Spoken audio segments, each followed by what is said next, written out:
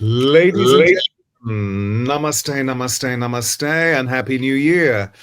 Welcome to Deep Dialogues. And of course, as you see, I have a fresh face sitting with me, this wonderful, wonderful lady who is going to share with us her magic.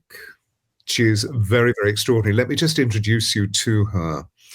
Meena Samara is an award-winning energy healer and, I would like to say, abundance coach, whose transformational work has been featured in Vogue and in the Emirates magazine.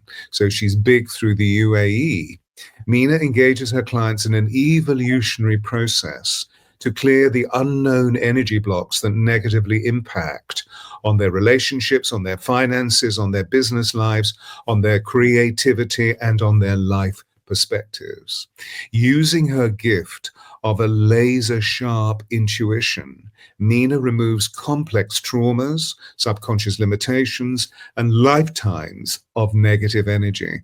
And then this unique healing process flourishes by opening up unshakable power in all of her clients so that they're able to expand their individual creative prosperity and life purpose. I mean, doesn't that sound amazing?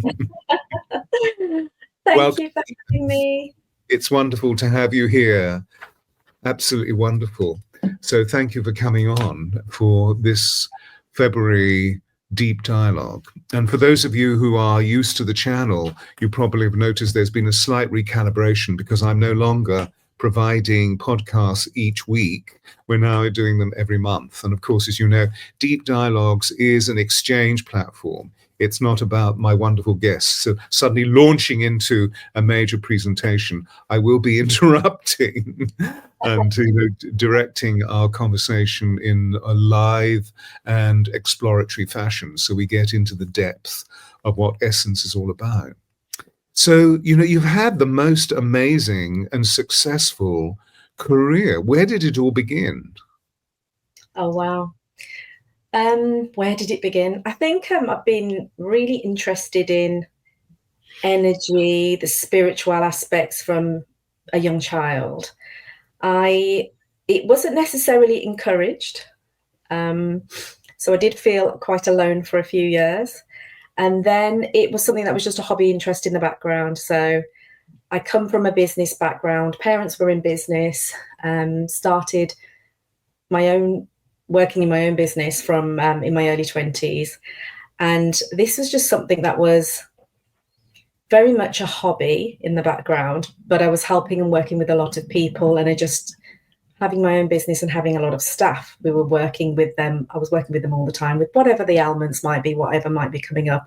And it was just something that I felt like, oh, I think I'm good at this. I'm just going to keep going because people kept referring me to other people and coming back. So it wasn't a business or anything like that. It was just something that I just loved to do because of the shifts and the changes that were happening in people.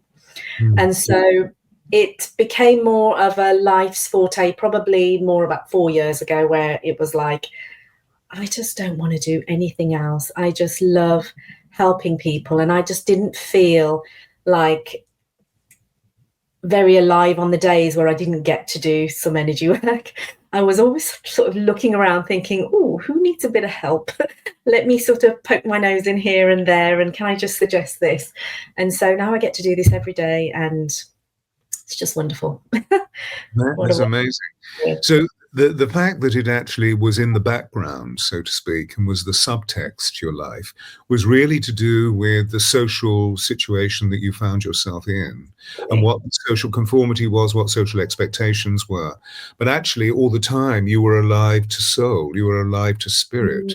It was just waiting for that opportunity when you were enriched within your own wonderful vibrational flow, so that the holy ones could come in, the sacred ones could come in, the universe could come in and allow you to say, go for it. Absolutely. I think there's an element of, and I feel like when I'm saying this, you need to hear this. There's people listening to this that need to hear it. There's an element of we awaken and then we awaken again, and then we awaken again. And it's not something that happens once. it happens again and again. And it's almost like we forget ourselves and then we come back in again. And then we forget ourselves and we come back in again. And each time it's like another layer awakening and another layer opening up. I mean, in terms of my experience, there was a lot of like, I don't know what the right word is, maybe sort of I was hiding myself, and also I felt like I wouldn't be respected. It was my own ego and my work I needed to do myself. I didn't think I would be respected by certain people and taken seriously as a businesswoman, because Stewart, I was a businesswoman. I wasn't a spiritual healer.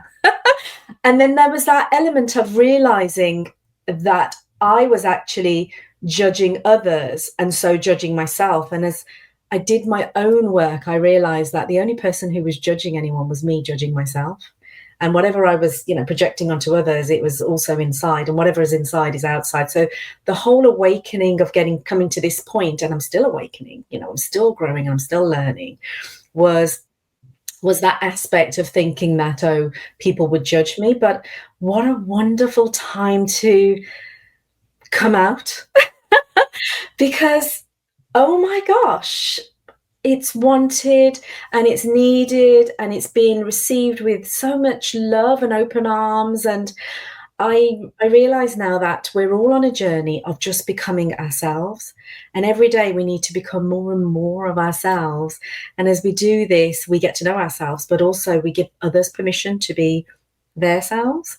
And so that's my sort of journey into this moment. And I'm hoping and trusting that the moments are going to get better and better.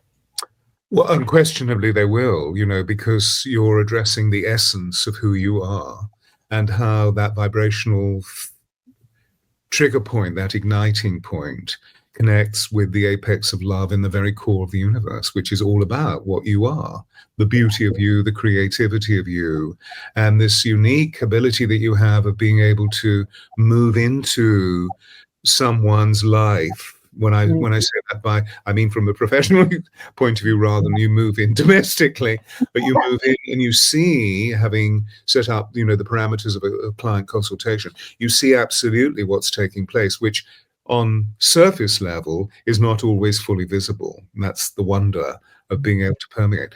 And so I would say that it's a great gift that you were able to learn that 3D language of being a great business operative and being highly successful.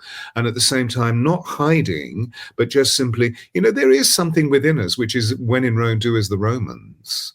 There's no point in talking about something to a group of people who are experiencing a completely different reality. Otherwise, they're just simply going to not feel a rapport. They're not going to feel reciprocity. And that's when the judgment feature comes up, of course, which is terrible.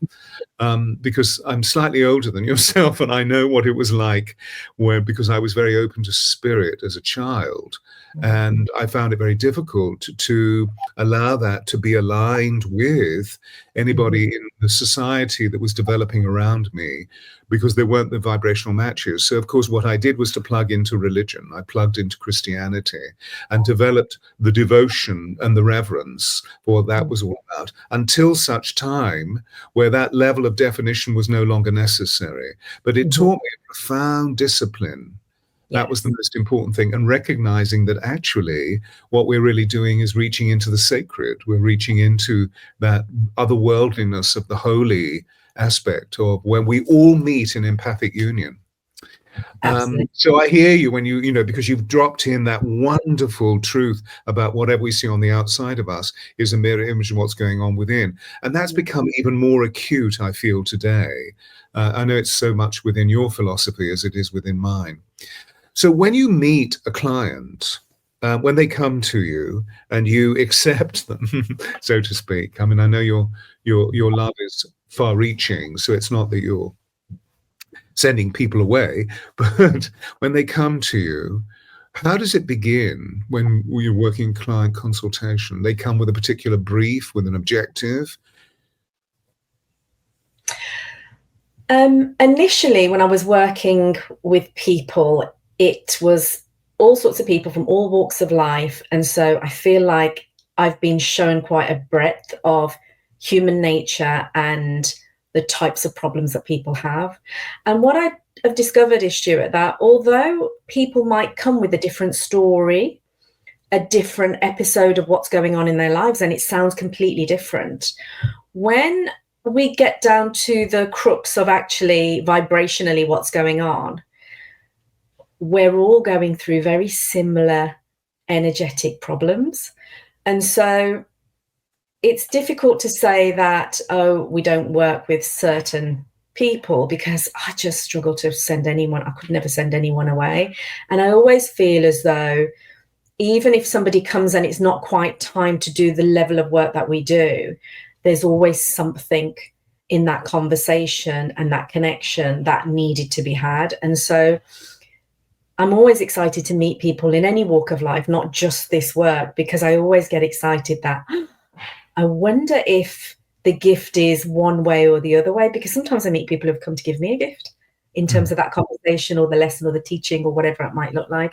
And so generally what I found is people come in and really what they need to work on are the same core emotions and the same types of work. And so what we've created now is a very methodical, systematic way of getting a person from A to, let's call it B, in terms of where they're at in their evolution. And a lot of it's to do with unpacking the traumas and the life experiences that they've been through from childhood up to now, because we've been through so many things. And it's working on unpacking those layers. And so a person can come in at any level. It might be that they've come in and done quite a lot of work already, especially mindset work. You know, we have people come in and they've done a lot of mindset work. So they know there's something going on, but they'll say, I understand what's going on and I can see the patterns that I've got, but I don't understand why I keep attracting the same problem. Does that make sense?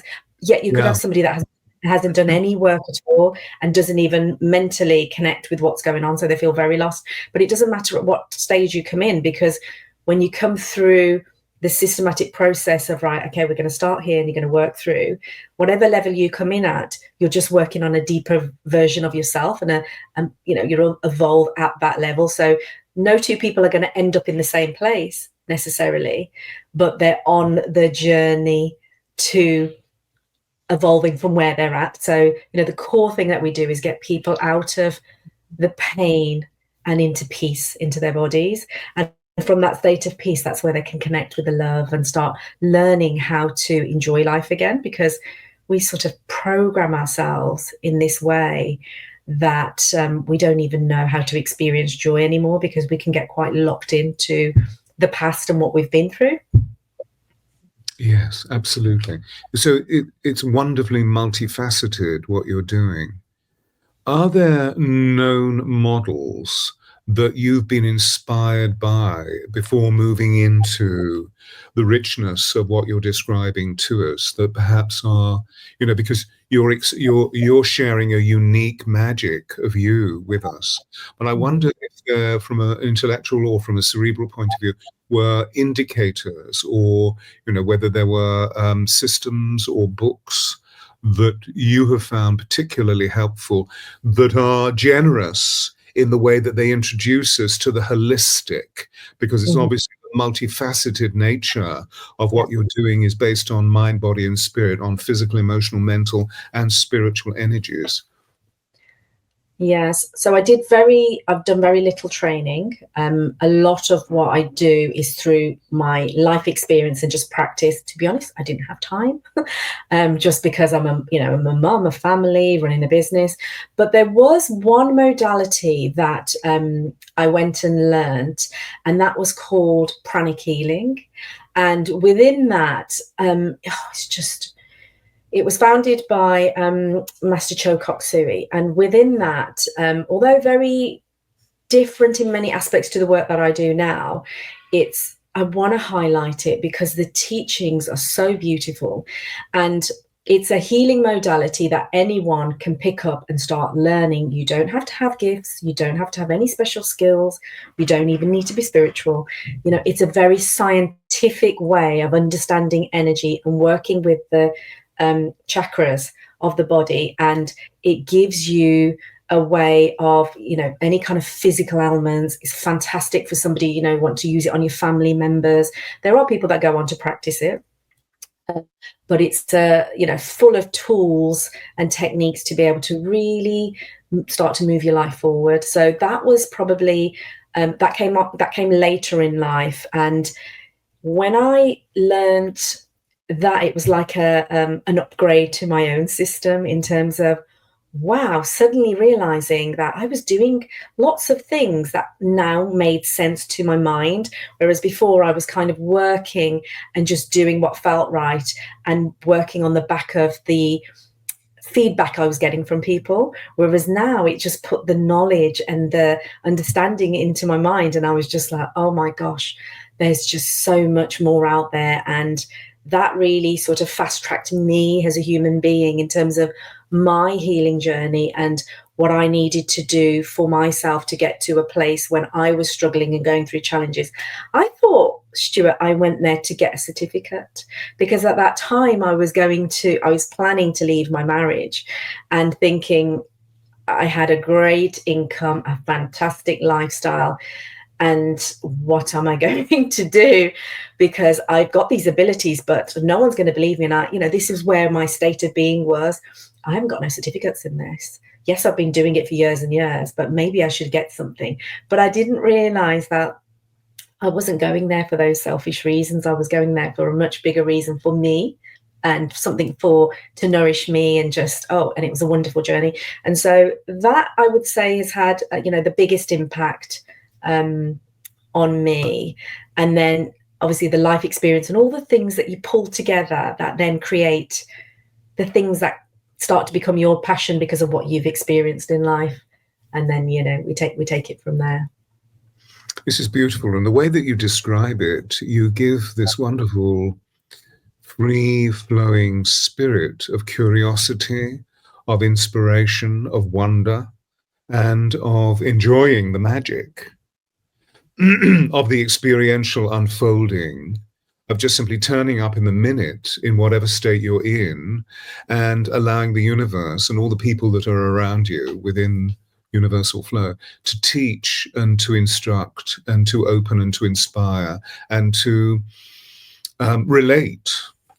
It seems that because I believe that the great healer, the great seer, is one who travels through the experience of life in a very present state, rather than, as you were saying, seeking qualification. Having said that, we know that what we're all wanting to do is to sign our work with the autograph of excellence.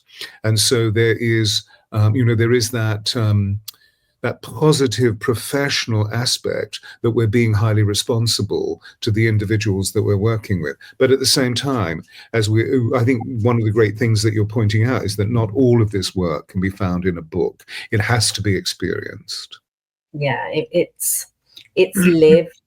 It's what you do first and foremost for your own human. I don't really believe that you can be. I just think that we should work on ourselves first, and it's through working on yourself that you learn so much more, and with so much more depth and compassion and understanding, because when you go through those things yourself, then when you meet with people, they are a reflection of experiences that you've had, and you can just meet them exactly where they're at because you know where they're at, and that's kind of the connection with me and others, and that's where it really comes from. Because I look at people, and when they're telling me their story or the pain or the struggle that they're going through, it immediately takes me back to a moment. It often will take me back to these moments in my own life, and I'm looking almost at myself, and I want to be in that moment what I needed when I was struggling and suffering. So it's almost like a child version of me, a younger version of me I'm looking at, and I'm meeting that pain with the love and the kindness and the compassion, the way that I needed it when I was struggling and suffering. Because really, we are just a reflection of each other. This is just a timeline that somebody else is experiencing something now.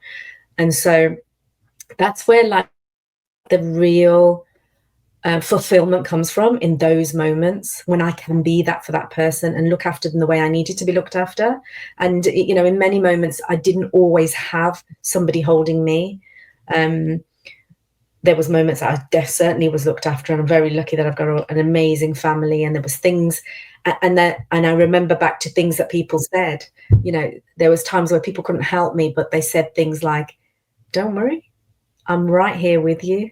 There was nothing they could do to fix my problem in that moment, but they just told me that they were with me, and that peace that would come over me. And I remember those moments.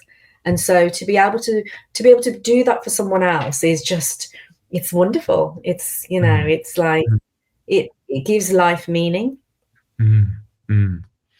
So it feels that you've always seen the potential, the infinite potential within the situation, within other people's lives, and indeed within your own life. And that seems to carry you forth, you know, because I know that, but through what you've just said, that you've had your own challenges to bear in life, and many of those may have taken you to your knees, where taken you to your wits' end. But through processing that, you were immensely honest, it seems, with what that process was all about, and recognized quite swiftly, well, this is something that is not actually going to be terminal. All conditions are temporary. Now, what can I do to lift myself back into a much higher level of consciousness? Not by ignoring this, but by using it as a step and developing further stairways to heaven. Does that make sense? Absolutely. Yeah. I didn't even realize I was on any journey to heaven. There was moments where I just thought life was happening to me and I was stuck, and I didn't think there was, I thought that was it. That was my life, and that's how it was going to go. And I was very much in survival mode, just coping and managing. I seemed to be I was definitely my own problem, because I was a very strong and determined person, but I was strong and determined in staying in where I was and wasn't changing anything within myself, because I didn't realize that was a thing that needed to be done. And so I was stuck for a long time, sweeping things under the carpet, and then the problem gets bigger and it gets bigger and it gets bigger and it doesn't go away. And then the struggles and the pain and the suffering gets more and more painful, until the point where you realize that I need to move. I actually need to do something different, because doing the same thing isn't working. And so I accidentally discovered that it was me that needed to change, and started to question what was wrong with me, as opposed to at that time I was the victim and everybody else was at fault. And, you know, it was poor me, and I was the hero fixing everything, and thinking that, you know, I'm not realizing that actually the problem was me needing to evolve within myself and my character, and starting to do the deeper work on myself. And it was in doing that when I realized that, oh, when I changed this about myself, the external world just shifted slightly. Let me change something else. The external world shifted. Change something else. External world shifted. And I became so passionate and fanatical about doing inner work, because the more I went deeper and the more I questioned every single thing that was going on in my reality, every time I felt some kind of pain or struggle or suffering or issue anywhere in my external, I realized, okay, what's your problem, Mina? What is this reflecting to you? I started to question myself continually, and just didn't stop doing that, because it felt so good on the other side of the pain. When I was struggling and I was stuck, it was horrible, but I just kept going back in and going back in and going back in. And that's what sort of developed this work. And that's what I encourage people to do, is to take responsibility for themselves. And I'm not the healer. I'm not going to fix their problems. They are going to fix them, and I'm going to guide them, and I'll show them the way. And I've got like lots of tools in my toolkit, but if I give you one tool and you don't do anything with it, I'm not going to give you the second, you see. And so you then empower a person to really start taking control of their lives and taking responsibility for themselves. And then that person, you know, starts to feel good, and they realize, you know, it was me all along. And then you set them off on a journey of their own self-discovery. It's beautiful to watch them. It's fascinating hearing you speak, because although you move through all the varying nuances as you tell us what you have discovered, you also relive particles of pain and trauma and the point of self-realization.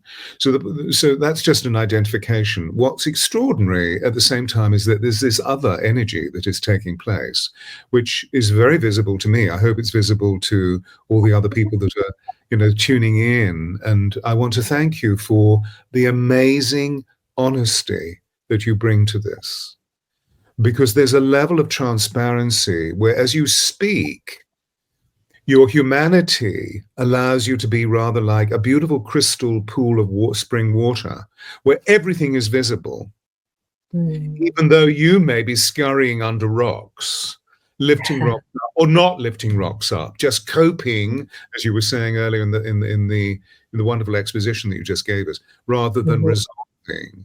It's, there is a time for everything, isn't it? I'm sure you've met this. You mentioned it earlier on in another context, that, for example, there's a tremendous amount of grieving taking place this week. We're recording it in the week, which is the 80th anniversary of the liberation of the Holocaust, effectively Auschwitz and Bergen-Belsen and Dachau, etc., etc.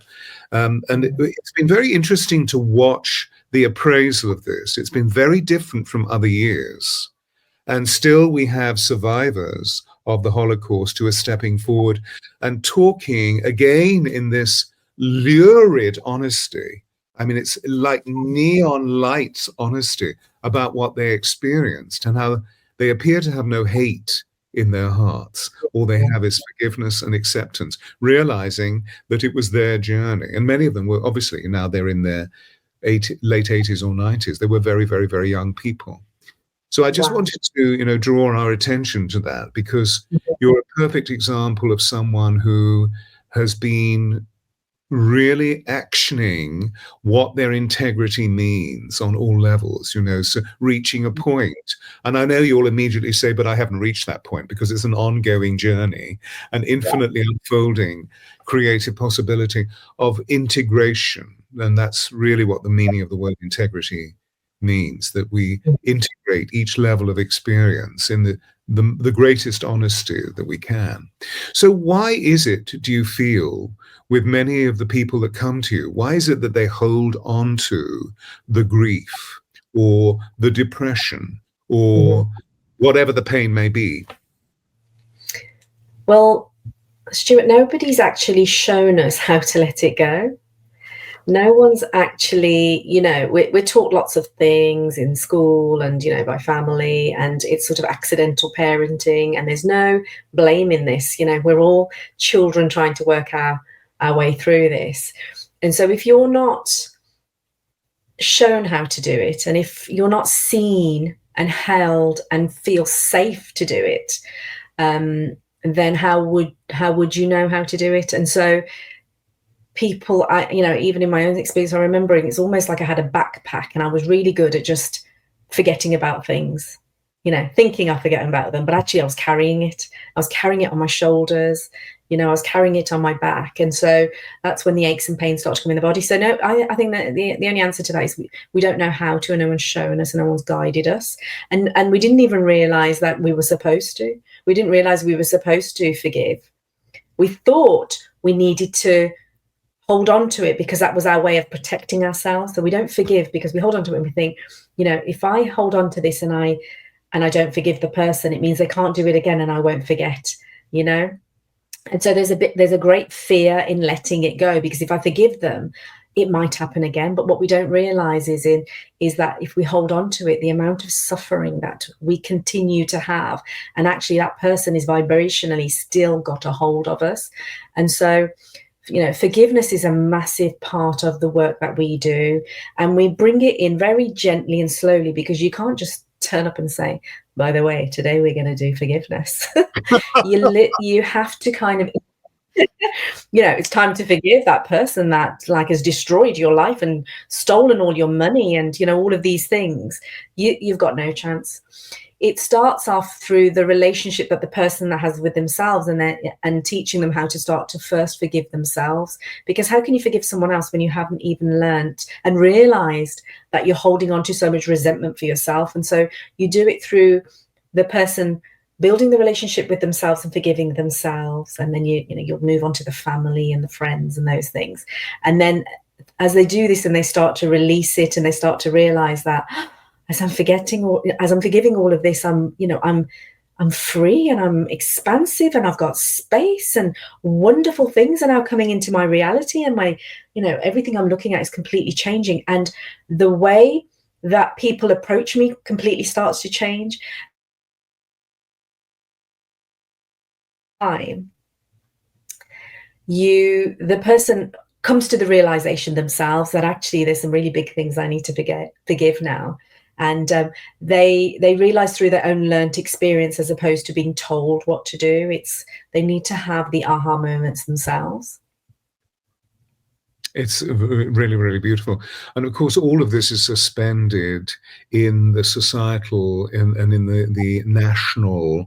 And, what I'm really referring to is the etheric field, the morphogenetic field, and how there are bands of energy that we have created within it that we refer to as being archetypes, that do not allow us to be conscious of the fullness of what you're describing. In other words, where forgiveness was not necessarily positioned as a great tool for healing oneself and for all the perpetrators of whatever's taken place, there has always been revenge. And and that's what I find so significant about us meeting this week, because the element of revenge is being fully explored and then explicated, and particularly in relation to the nature of what's happening in Palestine, because we are seeing a movement towards a peace treaty being signed between the Israelis and the Palestinians. We've already seen hostages being released. So that's, as the hostages were released, it's prior to the nature of the Holocaust victims or survivors coming forth and talking about the glory of their own triumph as they've lived over the years. So the point is, though, there is these sparkling levels of transparency that are bringing all of this to the fore. And of course, as you and I both know, that it can be discovered through desperation, when the pain becomes so huge that we really need to dig into it and face it. Something happens. Or it can be through inspiration, that suddenly we see someone, or there is an event, Saul on the road to Damascus, something happens and we see the light. So you are providing that quality of light that can bring us into a much deeper healing. I wondered, as you review today, what's happening at the beginning of this year, because we're just at the end of January, are there common trends that are appearing within your clients that aren't literally manifestations of your own process, but there are common trends that are emerging within the world? So it's their vibrational match with the world rather than your vibrational match with them. I think I definitely see cycles of shifts among not just our clients, but the outer world as well, just general conversations, things that you notice, what people are talking about on social media. And so you definitely see a universal shift happening among people. And we certainly see it because we will have an influx of a certain problem or a story or a situation that's happening at any given time. And I've seen that over the years as well. It's like suddenly I'm seeing more of this. And I thought it was just my training, but actually it wasn't, because I thought, I'm being guided to learn about this. And that's why I thought, okay, these are patterns of different things, and maybe this is why I'm seeing it. But no, I think it's a universal shift. And I think it's been a particularly heavy weekend, and there was lots of people saying they were having a lot of vivid dreams and things over the weekend. And I sort of questioned, oh, is it just the clients? But actually, no, I had this conversation with people outside of that, and they were also having the vivid dreams, and a lot of fearful dreams and frightening things, and creating a lot of worry and angst about what this could mean about themselves and the future. And then you see those patterns happening. So certainly we see that regularly, and a lot was going on in the earlier part of the week, which feels as though it's calmed down quite significantly up to today, where it seems to be a lot more in the heart again, and it's calming. So I think there's definitely been some shifts this week. Yeah, absolutely. I completely concur. The mirroring of the heavens is very very explicit in relation to what you're describing. And of course, at the same time, we are experiencing, our magnetosphere of our planet is experiencing intense solar flares and solar winds that are gusting at 600 kilometers per second. Now, all of these energies, of course, are produced by the solar deity to awaken us to this time of immense change, this time of immense evolution. But what's interesting is that we're still operating on a very unconscious level. Like, for example, the illumination of the conviction of what you've just shared is mostly about dreams. And I completely concur. My dreams have been crazy over the last week. Really, just very vivid and sometimes very violent and completely incoherent, rather like absurd horror movies.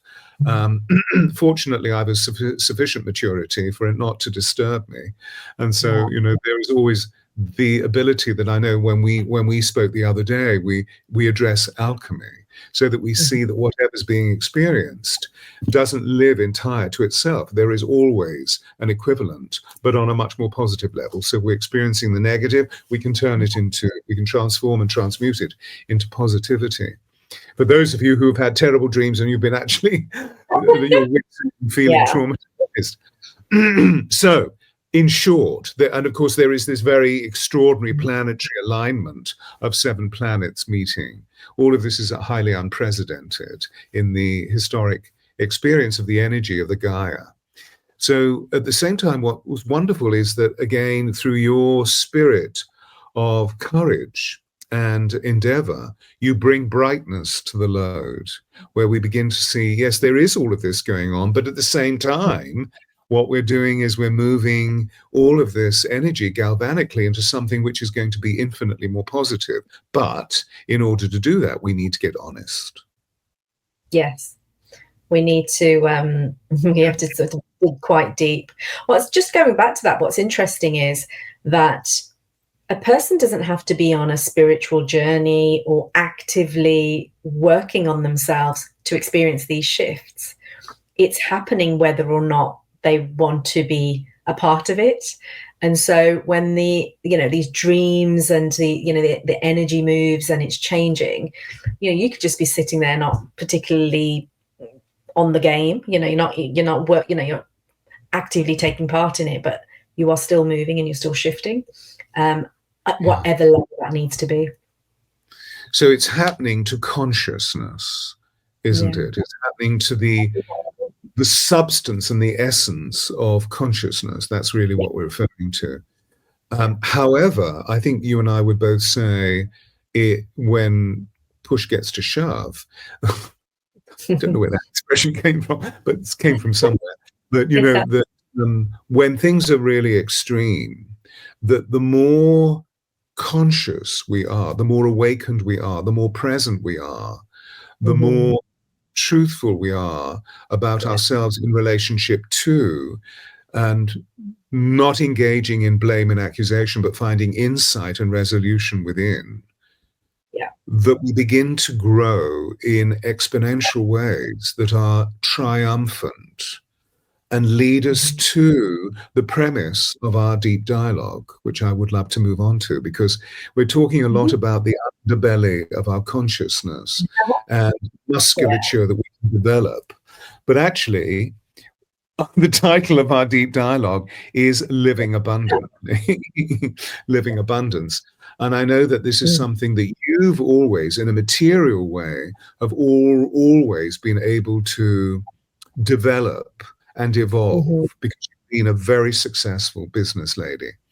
And I wonder if you could, now that you have this richness of this of openness in spirit, and that you've traveled through the spiritual adventure playground in the way that you have, and of course, it's going to grow and grow and grow and evolve as time goes by.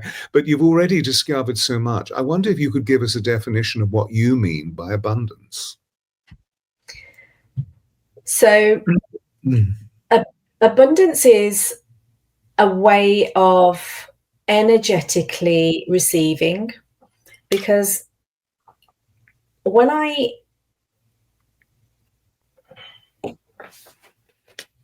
trying to think of the best way to put this. It's just a way of a way of experiencing life, receiving life, and fully, and feeling enough and feeling full in every aspect. So, you know, it impacts your finances, your relationships, the way that you experience everything that's coming into your life.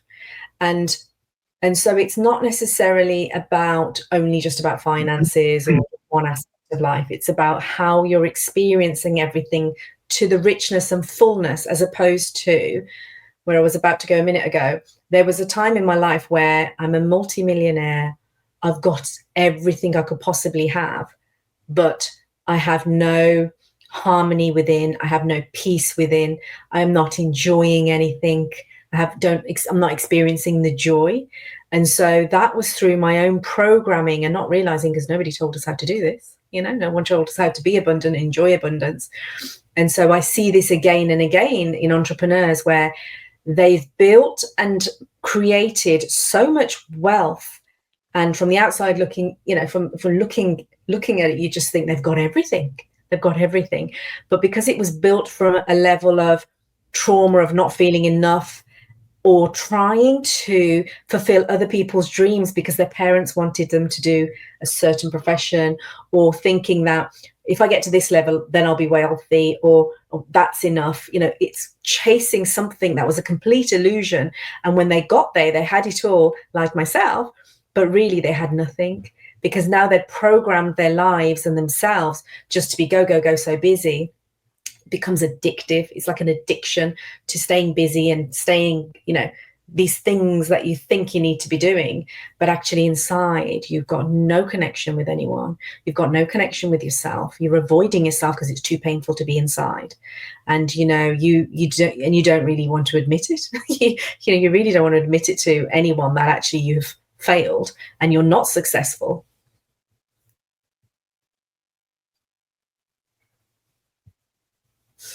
Wonderful. So on one level, the thrust of the way that you describe this particular landscape, as it were, it's about material accumulation, which is very much the thrust of capitalism and the thrust of moving from the scarcity complex of, you know, for example, the area in which you live, which was in part of the industrial heartland of the United Kingdom and was immensely successful during the 19th century, that suddenly in the 20th century it all began to change because of the great social trends that were taking place, of course, traumatized by the two world wars and then the development of science, and of course now the development of capitalism and technology. But you're talking about something else, and I wonder, it sounds a little bit crass what I'm about to say, but I want to use it because I think it's quite glaring. Is there a magic pill to discover abundance in the way that you're referring to it? Yes.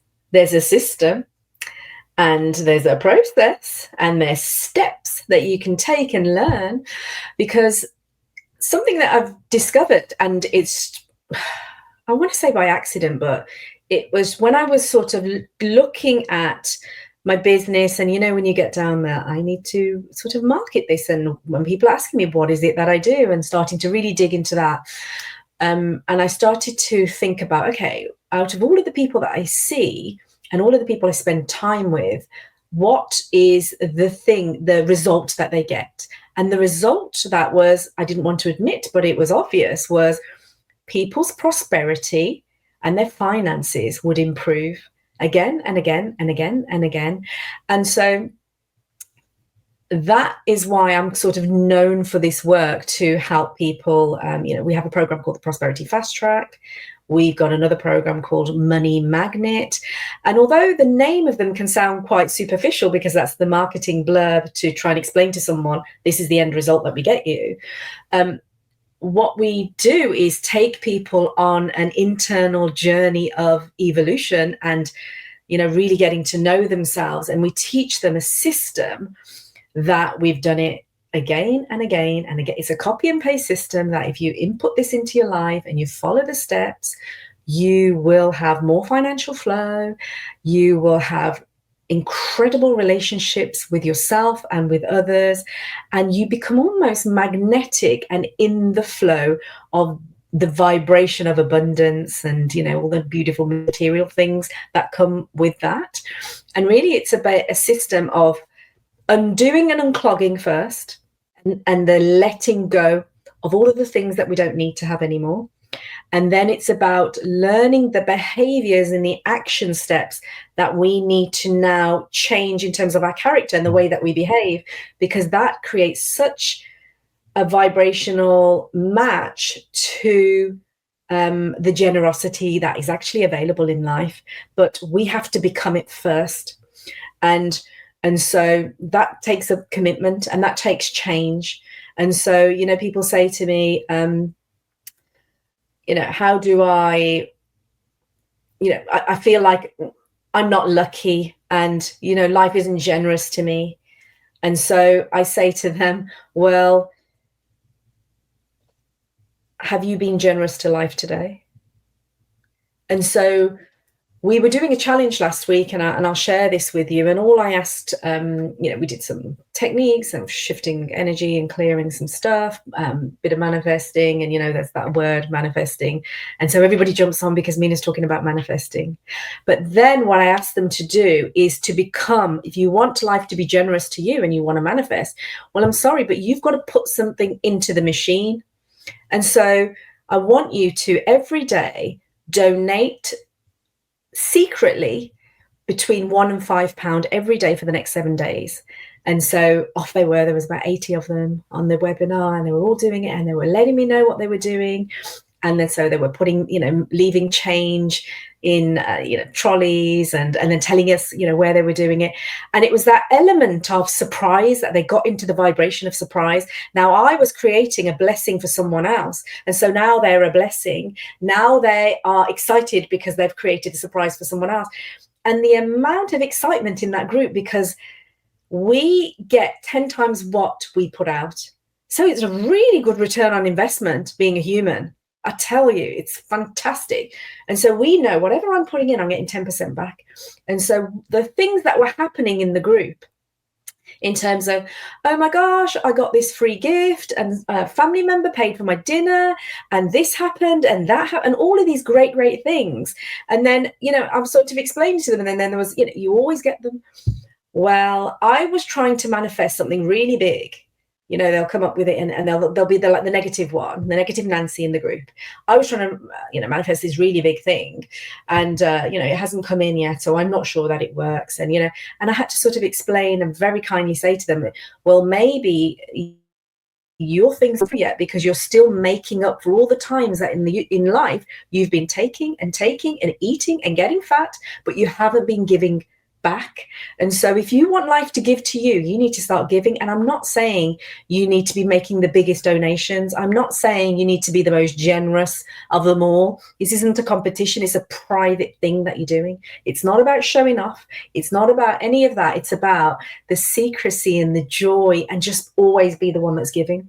Don't even think about it. A friend is doing a challenge and they're going to sleep out in the freezing cold.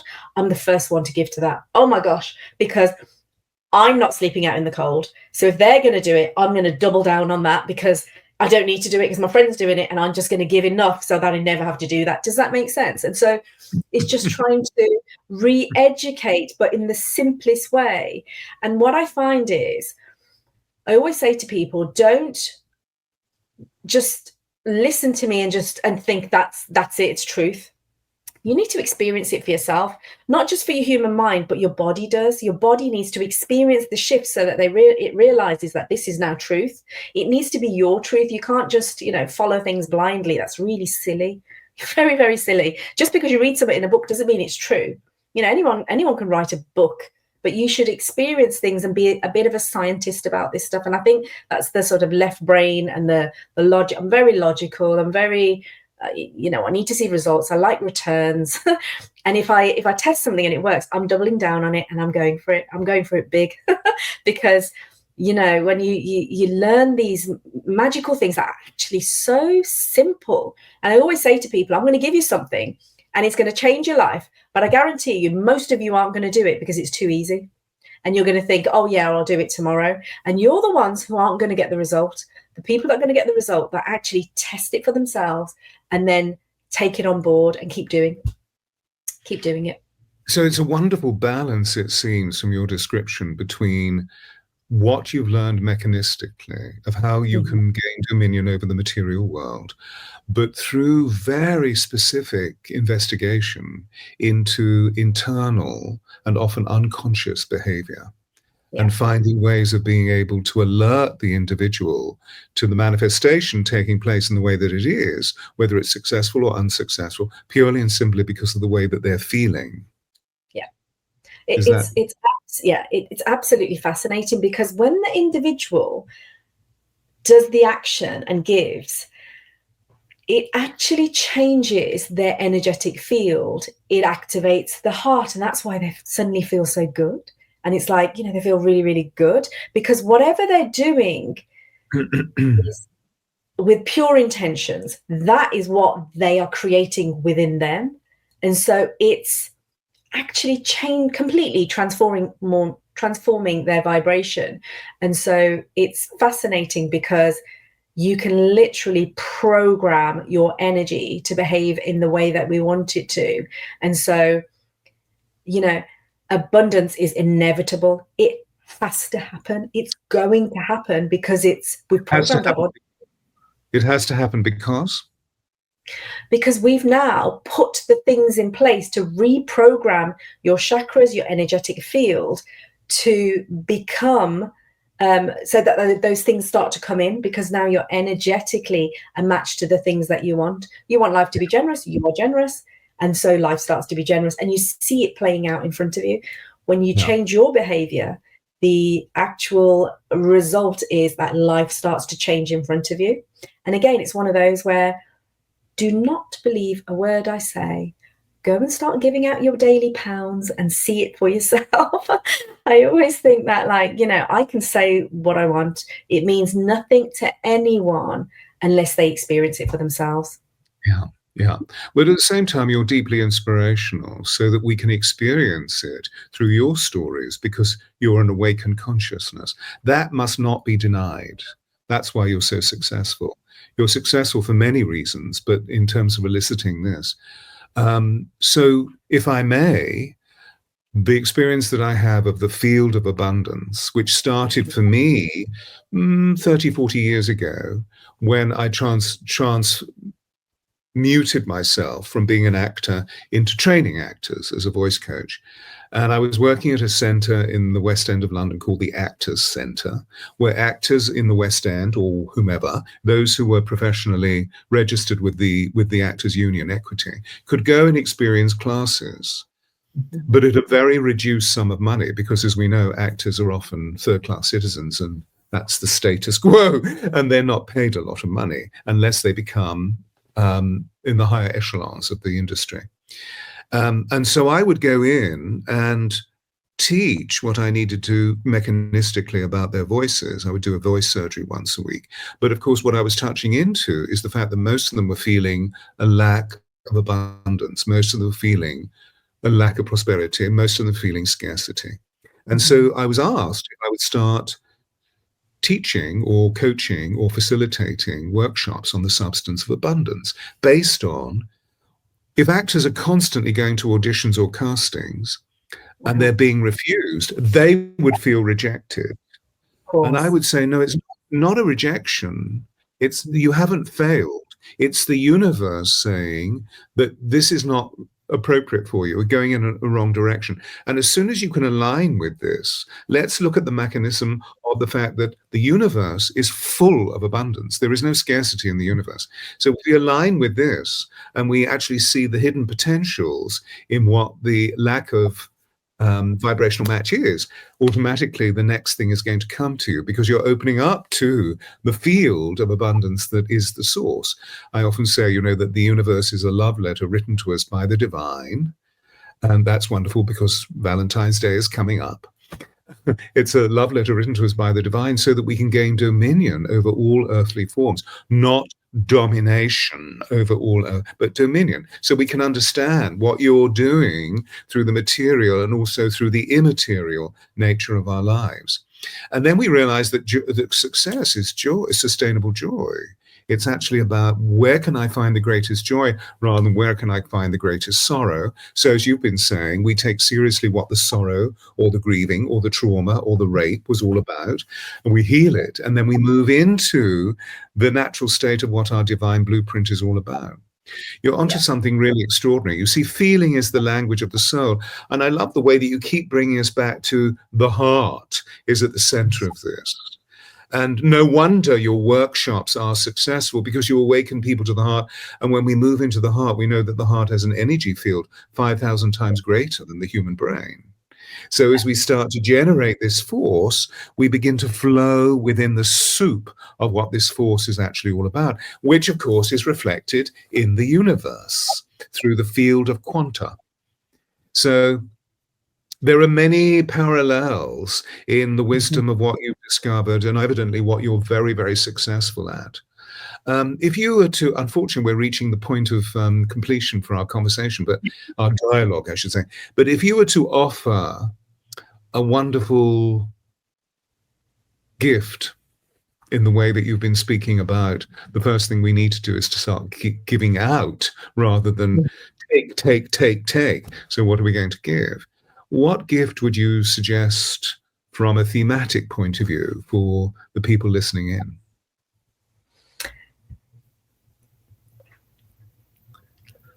I just want to suggest something, and it was straight away just came through, to practice just smiling more.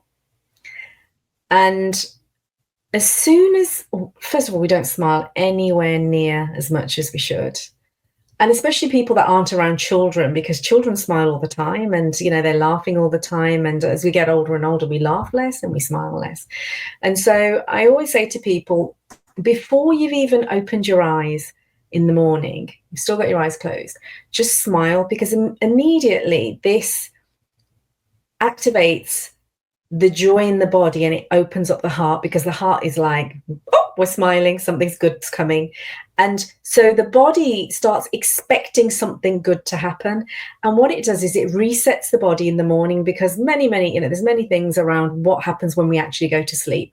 But one of the things that happens is when we wake up, that we feel groggy, we're confused, we're worrying, we're straight away worrying about how the day is going to go. I've got this to do, I've got that to do. Oh my gosh, I'm running late. And we've just set the intention for the day. And so by smiling, we've set a very different, but also powerful intention. But it's not just in the mind where we're thinking intention.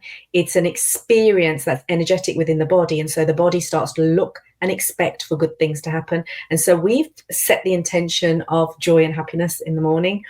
If you want to take it a bit further, what I would say is, smile and think about some things that you're grateful for, because in going into gratitude, you are lifting your energy and your field into the most potent, full state, which says, I am enough. What I've got is enough. I'm so grateful for everything that I've got. I'm in joy. So we've smiled. We've now started to think with the thinking mind and working in a different level, because you've set the body. Now we're going into the mind. And so in that, we're setting the mind to think the right thoughts. And also we're setting the emotional body to really activate and energize. And then I'll give you one more. Then set the intention for the day, and literally just thinking about how the day is going to go great. You're basically saying everything's going to flow to me, life is going to go great, I'm going to get some wonderful surprises, and then start your day. This will take you no less than 2 to 3 minutes. You know, I'm only saying smile and think of some great things, set the intention, and then go. And I think you should report back to Stewart about the shifts that you notice. You know, do it for 7 days and then just do it forever, because it's so wonderful. Your day is going to go differently. Amazing. Amazing, amazing, amazing. So we have a project, ladies and gentlemen. Did you hear all of that? I hope you did. We have a project, and it's a wonderful, unique project, because we're in the middle of a praise crisis. And we need to do something about it. And of course, you know, it's a question for us to do something about, because if we're making a new choice, which is not to succumb to the sorrow and the unhappiness and the depression, but we're actually, from the moment that we wake up, and then when we go into the bathroom to spend a penny, or, you know, then start brushing our teeth and putting makeup on, if you're a person that wears makeup, etc., we need to keep smiling. And then the first person that we need to meet, or that we rephrase that, the first person that we meet that day, whether it's our child or the dog or our neighbor or whomever on the street, smile. It's contagious. Wonderful, wonderful deep dialogue. Thank you so much for coming and sharing your wisdom and experience with us. I think that's just been absolutely exquisite. So for Thank you. You're always smiling, and so I hope from all of the people that are listening in that we're sending you immense waves of love to carry you on this journey of illuminating these degrees in everybody's life that comes to you, whether they're conscious or unconscious, whether they're seen or they're unseen. Because you well know that as you travel in your exquisite car through the geography of your home landscape or beyond, and then fly off to wherever you're going to do that next project, that emanation is literally radiating from you into all the people that are around you. But how wonderful it is that we can make the choice to make this conscious with them. So bless you. Thank you for coming on. And for all of you people that have listened in, take all of these considerations to your heart and use them. You know why? Because they all work. Namaste, namaste, namaste. Please stay where you are, Mina. We'll come back in a moment. Thank you, Ryan.